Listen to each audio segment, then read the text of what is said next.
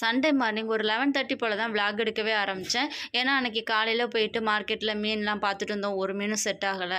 அதோட தேசப்பொடி மட்டும்தான் இருந்துச்சு. நாங்கள் இந்த பொடி மீனை தேசப்பொடின்னு சொல்லுவோம். உங்கள் ஊர்லலாம் எப்படி சொல்லுவாங்கன்ட்டு கமெண்டில் சொல்லுங்கள்.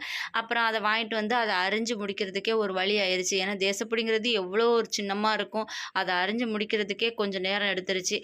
மீன் அரிகிறதுக்கு முன்னாடியே தக்காளி, வெங்காயம், தேங்காய் எல்லாம் கட் பண்ணி அரைச்சிட்டு புளியையும் ஊற வச்சுட்டேன். அதை அரிஞ்சு முடித்து கொண்டு வர்றதுக்கும் குழம்பு கூட்டி வைக்கிறதுக்கும் கரெக்டாக இருந்துச்சு. குழம்பு ஒரு பக்கம் வச்சு முடிச்சுட்டு ஒரு அடுப்பில் மீனை பொரிக்க ஆரம்பிச்சிட்டேன். மீன் பொரிக்கிறப்ப கொஞ்சம் கருவேப்பிலை சேர்த்து பொரிங்களேன், சூப்பராக இருக்கும். வாசமும் நல்லா இருக்கும், டேஸ்ட்டாகவும் இருக்கும்.